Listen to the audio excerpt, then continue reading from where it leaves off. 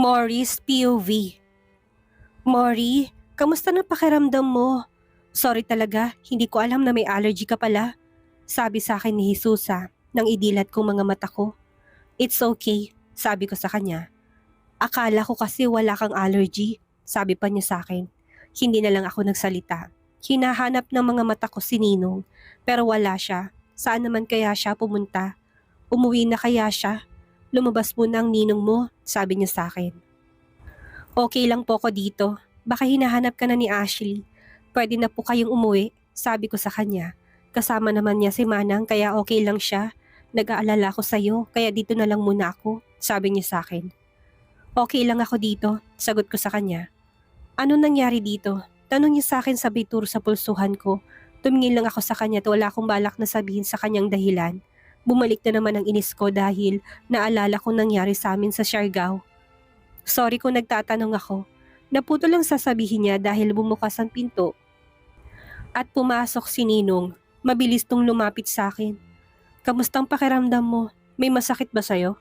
Tanong niya sa akin. Okay lang ako. Walang emosyong sagot ko sa kanya.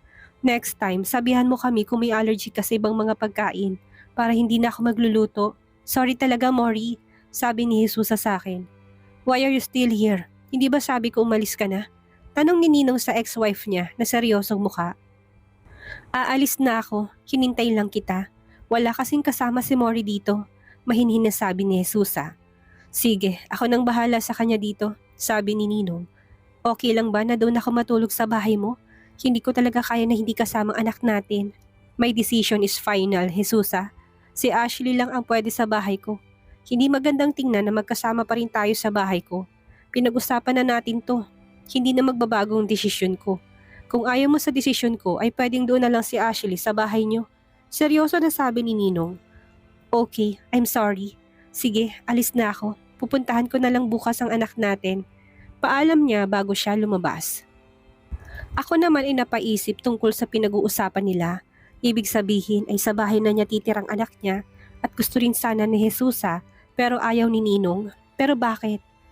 Bakit ayaw mo siya sa bahay mo? Hindi ba nagsama naman kayo noon? Tanong ko sa kanya. Let's not talk about it, baby. How is your feeling? May masakit ba sa'yo?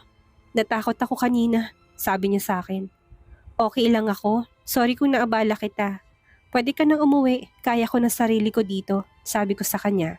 Next time, sabihin mo sa akin ang mga bawal sa'yo. Ayaw ko ng ganito, mahinahong sabi niya sa akin. Okay lang ako. Hindi mo naman kailangang malaman ang lahat ng tungkol sa akin. Sabi ko sa kanya at umiwas ako ng tingin. Galit ka pa rin ba sa akin? Sorry baby, I'm sorry. Sabi niya sa akin habang hawak niyang kamay ko. Lumapit siya sa akin at tinalikan niyang noo ko. Dito lang ako. Sasamahan kita, sabi niya sa akin. Hindi na lang ako kumibo. Naging tahimik na lang ako, tinayaan ko na lang siya. Nakaupo siya sa tabi ko habang hawak ang kamay ko. Ako naman ay nakaramdam na ng pagkainip. Gusto ko nang umuwi, ayaw ko kasi ng amoy na ospital. Ilang minuto rin na nasa ganito kaming posisyon. Hindi pa ba ako pwedeng umuwi? Tanong ko sa kanya. Bukas na lang tayo umuwi para makasigurado ako na okay ka na talaga. Sabi niya sa akin. Pero okay lang naman talaga ako. Ayaw ko na dito. Mas lalo ako magkakasakit sa amoy dito. Sabi ko sa kanya. Okay, lalabas muna ako. Itatanong ko kung pwede ka na umuwi, sabi niya sa akin. Lumabas na siya at bumalik siya kasamang gwapong doktor. Nakangiti sa akin yung doktor kaya naman ngumiti rin ako. Tama na yan, wag mo nang landi ng inaanak ko, Rojas. Sabi ni Ninong sa doktor. Masyado kang seloso. Ayaw ng mga babayang seloso, hindi ba Miss Sexy? Nakangisi na tanong sa akin ni Doc. Oo, mas gusto ko yung lalaking green flag at understanding. Nakangiti na sagot ko sa kanya. Ako, green flag ako at super understanding. Mabilis sasabi ni Doc. Ilan taong ka na ba, Doc? Tanong ko sa kanya. 38 din, kaedad ko lang ang ninong mo. Pero mas gwapo naman ako sa kanya. Mas yummy at mas magaling. Nakangisi na sabi niya sa akin. 38 ka na? Single ka pa ba?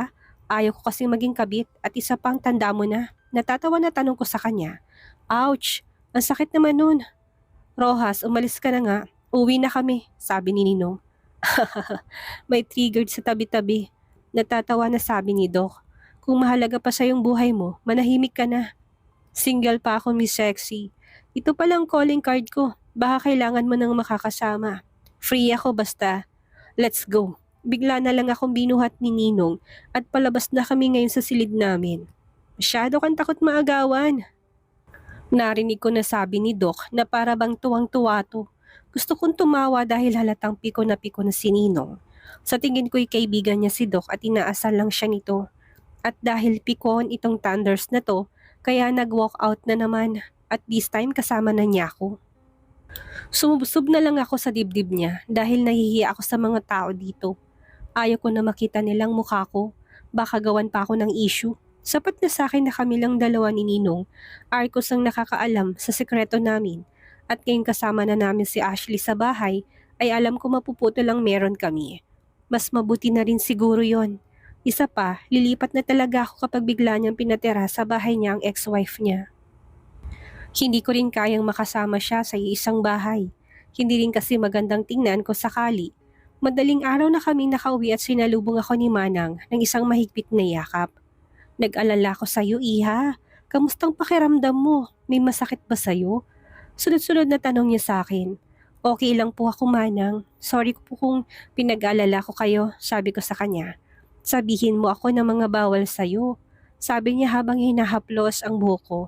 Opo, thank you po. Magpahinga ka na po, Manang. Anong oras na po? Sabi ko sa kanya. Ikaw rin, magpahinga ka na rin. Sige, Manang, ihahatid ko na siya sa itaas. Sabi ni Ninong at binuhat ako paakyat, hindi na ako nagprotesta dahil inaantok na ako at gusto ko nang matulog. Pagdating ko sa room ko ay maingat niya akong ibinaba sa kama ko. Pagkatapos sinalikan ako sa labi, inayos niya rin ang kumot ko. Sleep well baby, malambing na sabi niya sa akin. Ako naman ay pumikit na dahil inaantok na ako.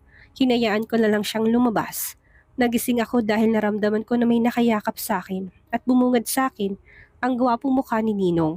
Ilang segundo ko rin siyang pinagmasdan bago ko bumangon para bumaba. Ginigising ko siya pero ayaw naman niyang gumising. Kaya hinayaan ko na lang. Ate Mori, sa room mo ba nag-sleep si Daddy? Nagulat ako sa tanong ni Ashley. Hindi ko alam kung ano bang dapat kong isagot sa kanya. Bigla akong kinabahan. Good morning, sweetie. Biglang dumating si Ninong at binuhat niyang anak niya. Good morning, Daddy, malambing na sabi ni Ashley. Good morning, bati rin sa akin ni Ninong. Morning, tanging sagot ko sa kanya. Daddy, doon ka po sa room ni ate natulog? Tanong bigla ni Ashley sa daddy niya. Nagkatinginan kaming dalawa ni Ninong. Yes, sweetie. Doon ako natulog kasi binantayan kong ate mo. Saad niya sa anak niya na ikinagulat ko. Ang buong akala ko kasi itatanggi niya pero hindi niya ginawa. Okay, Daddy. Siguro po nag-alala ka talaga kay ate, nakangiting sabi ni Ashley. Yes, sweetie. Mabilis na sagot ni Ninong. Bakit ikaw ang gumagawa niyan? Tanong sa akin ni Ninong. Gusto ko lang, sagot ko sa kanya. Okay na bang pakiramdam mo? I'm fine, Ninong, sagot ko sa kanya. Ate, okay lang ba sa yung ihatid mo ako sa school? Okay lang ba kung big bike mo? Tanong bigla sa akin ni Ashley. Oo naman. Nakangiting sagot ko sa kanya pero napatingin din ako kay Ninong dahil baka hindi siya papayag. Pero tumango siya sa akin na para bang pumapayag siya. Napangiti naman ako kay Ashley. Thank you po, Daddy. Don't worry dahil alam ko hindi ako pababayaan ni ate. Sabi pa nito sa daddy niya. Don't worry, sweetie, dahil malaking tiwala ko sa ate mo. Nakangiting sabi ni Ninong sa anak niya. Narinig mo yun, ate? Sabi ni Daddy, may trust na siya sa'yo. Umiti na lang ako sa kanya at pinagpatuloy kong ginagawa ko. Ako kasi ang nag-volunteer na magluluto ng breakfast ngayon. Habang nagluluto ako ay nagkwekwentuhan naman ang dalawa. Nang matapos na ako ay inayos ko ng mesa at naghahay na ako para kumain na kami. Sabay-sabay kami nag-breakfast at pagkatapos kong kumain ay umakyat na ako sa silid ko para maligo. Paglabas ko sa banyo nakaupo si Ninong sa kama ko. Nakabihis na siya at para bang hinihintay niya ako. Gusto mo bang pumunta sa Capitol? Tanong niya sa akin. Anong gagawin ko doon? Tanong ko sa kanya. Baka gusto mo lang tumambay. Hindi ko pa alam, sabi ko sa kanya. Okay, if gusto mo, dumiretso ka na lang doon, sabi niya sa akin. Okay, tipid na sagot ko sa kanya. Galit ka pa rin ba? Tanong niya sa akin. Hindi na ako sumagot, tahimik naman siyang lumabas sa silid ko. Binilisan ko naman ang kilos ko dahil baka malate na si Ashley. Pagbaba ko excited na sumakay sa motor ko si Ashley. Bye, Daddy, sabi nito. Drive safe, sabi niya sa akin. Hindi ako tumugon at si Ashley lang kinausap ko. kung ready na ba siya. Nang sumagot siya at nagsimula na ako mag-drive. Nakakapit naman siya sa bewang ko. Habang nasa daan kami papunta sa school niya ay nakipagkwentuhan siya sa akin. Thanks for the ride ate, nakangiting sabi niya sa akin na makarating na kami sa school niya. What time ang uwi mo? Tanong ko sa kanya. 3 p.m. po ate, pero susunduin po ako ni mommy mamaya. Siya na po kasi maghahatid sa akin sa bahay, sagot niya sa akin.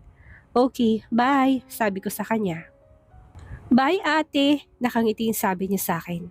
Nagulat pa ako dahil hinalikan niya ako sa pisngi. Paalis na sana ako pero napansin kong dumaan sa harapan kong kotse ni Ninong.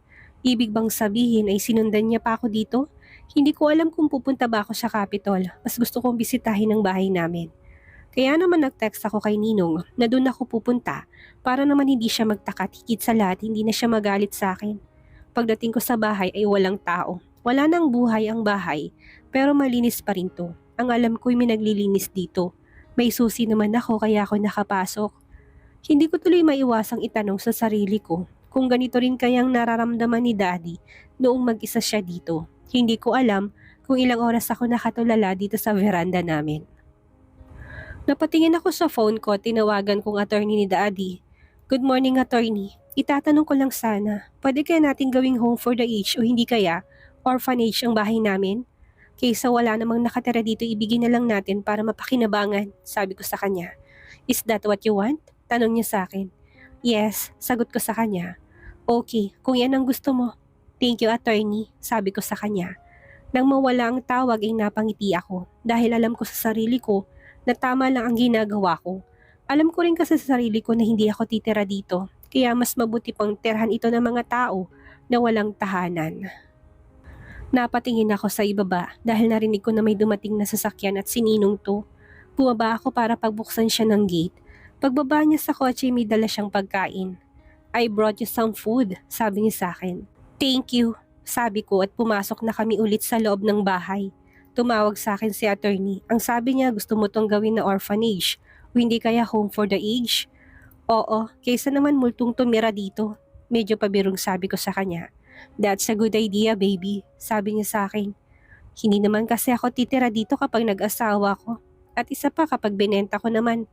Ano naman ang gagawin ko sa pera? Kahit nga yung company namin, hindi ko rin alam ang gagawin ko. Ibigay ko na lang rin kaya yun. Narinig ko siyang tumawa kaya naman napatingin ako sa kanya. Wala ka bang balak na hawakan ng company nyo? Bakit mo naman ibibigay? Nagpakahirap kayang daddy mo doon? Tanong niya sa akin. Wala naman akong interest sa company namin. Pero pwede ko rin sigurong ibigay sa magiging asawa ko. Mag-asawa na lang kaya ako ng businessman para naman siya nang bahala sa company namin. Ayaw mo ba sa politician? Tanong niya bigla sa akin. Hindi ko alam. Depende. Doon ako sa lalaking mahal ko. Sagot ko sa kanya. May nagugustuhan ka na ba? Bakit mo tinatanong? Nakangiti na tanong ko sa kanya. Wala lang. Gusto ko lang malaman. Kumain na lang tayo. Nagugutom na ako. Thank you dahil nagdala ka ng pagkain, sabi ko sa kanya. Ayaw ko kasi na ganitong pinag-usapan naming dalawa. Ang awkward kasi dahil ginagawa namin ang mga ginagawa ng ibang magkarelasyon. Hindi siya nagsalita at nakatingin lang siya sa akin. Babalik ka ba sa Capitol? Oo, may mga trabaho pa ako doon. Sagot niya sa akin. Kumain ka na. Okay lang ba kung dito ako matulog mamayang gabi? Tanong ko sa kanya. Okay, sagot niya sa akin. Tahimik na kaming dalawa habang kumakain. Pagkatapos niyang kumain ay umalis na siya. Ako naman ay naiwan dito mag-isa. Tinawagan kong caretaker namin dahil pinalinis ko ang pool. Bala ko kasing mag-swimming. Sumapit ang gabi at ako na lang mag-isa dito. Lumabas rin ako kanina dahil namili ako ng mga kailangan ko ngayon. Ang ganda ng pool namin ngayong gabi. May mga ilaw at ako naman nakasuot ng two-piece habang may hawak na wine. Gusto kong uminom ngayong gabi. Nakaka-relax dahil payapang gabi. Pero napatigil ako bigla sa paglangoy dahil may narinig ako nag-doorbell. Sino naman kayang nasa labas? Tanong ko sa sarili ko. Ayaw ko sanang lumabas pero hindi naman tumitigil ang nasa labas na mag-doorbell. Kaya wala akong choice kung hindi suot ang bathrobe ko para lumabas. Sumilip ako sa maliit na butas at nagulat ako dahil sininong na naman ang nasa labas ng gate. Ano naman kayang ginagawa niya dito? Tanong ko bigla sa sarili ko. Baby, open the gate! Rinig ko na sabi niya. Hindi ako sumagot. Baby, I know that you're there. Sabi niya pa. Ano na naman ang ginagawa mo dito? bigyan mo naman ako ng me time. Lagi ka nalang panira sa mga ginagawa ko, sabi ko sa kanya. Grabe ka naman sa akin. Parang sinasabi mo na ayaw mo akong kasama, baby. Sabi niya sa akin. Umuwi ka na nga. Baka mamaya hanapin ka na anak mo. Baby please, open the gate. Utos niya sa akin. Bahala ka dyan. Umuwi ka na lang dahil hindi kita pagbubuksan. Sabi ko sa kanya at mabilis akong bumalik sa my pool area. Gusto ko nga ng me time tapos bigla na naman siyang susulpot. Para siyang buntot ko. Hindi ba ako pwedeng mag-enjoy na mag-isa? Grabe na talagang thunders na yon. Palagi na lang nakasunod sa akin. Isang gabi lang akong wala pero sumunod kaagad siya. Me time pala ha? Nagulat ako dahil nandito niya siya. Paano ka nakapasok dito? Tanong ko sa kanya. I have ways, baby. Sagot niya sa akin at nagsimula na siyang maghubad ng damit niya. What do you think you're doing? Maliligo rin ako. Sagot niya sa akin. Ah, nakakainis ka. Sigaw ko sa kanya. Bakit naman baby? Ayaw mo ba talaga akong kasama dito? Tanong niya sa akin na para bang bata. Ewan ko sa'yo. Naiinis na sabi ko sabay iwas ng tingin. Bigla akong nauhaw kaya naman inisang lago kong alak sa baso ko. Paano ba naman kasi nakakatayo ng lalamunan ng view? Masyado siyang confident sa katawan niya. Hindi man lang siya nahihiyang nakahubad na siya ngayon sa harapan ko. Oo, magandang katawan niya pero nangaakit siya. Tapos lumusong pa siya sa pool para kung ewang nakasunod sa bawat galaw ng katawan niya. Para siyang isang Greek god. Masyado siyang hot para sa gabing ito. Tumayo ako at hinubad ang suot kong robe. Nakita kong pagnanasa sa mga mata niya. Lihim ako napangiti dahil nakuha ko agad ang atensyon niya. Wala na, alam ko ng kasunod nito. Marupok na naman at talagang pagod na naman ang perlas ko nito mamaya. Itong landing taglay ko sa katawan ko, hindi ko rin talaga kayang pigilan. You're so hot, baby. Kagat-labi na sabi niya sa akin pero inirapan ko lang siya kaya narinig kong tawa niya. Sa Amerika, sa Siargao, tapos dito sa bahay namin ay nakasunod ka. Hindi mo ba kayang matulog na wala ako sa bahay mo? Tanong ko sa kanya. Paano ko sabihin ko sa'yo na oo? OA mo, sabi ko sa kanya. Gusto ko kasi na lagi ka nakikita. Sabi niya sa akin na tinila ako palapit sa kanya. Paano na kapag nag-asawa ako? Hindi mo ba ako papayagan? Tanong ko sa kanya habang nakatingin sa mga mata niya. Arcos OT ako, sabi niya sa akin. What? I said, Arcos OT ako, sagot niya sa akin. Ayaw mo ba ako maging masa? Hindi ko na natapos ang sasabihin ko dahil bigla na lang niyang sinakop ang labi ko. Napapikit ako dahil mabilis na uminit ang katawan ko. I want you baby, sabi niya sa akin. Hindi ako sumagot sa sinabi niya pero ako unang humalik sa kanya. Shit, nagiging kahinaan ko na yata siya.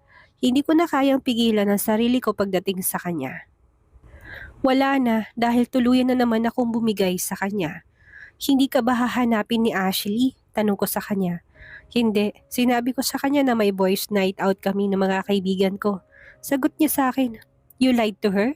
Why? Gusto mo ba na sabihin ko sa kanya ang no? Mabilis na sabi ko sa kanya.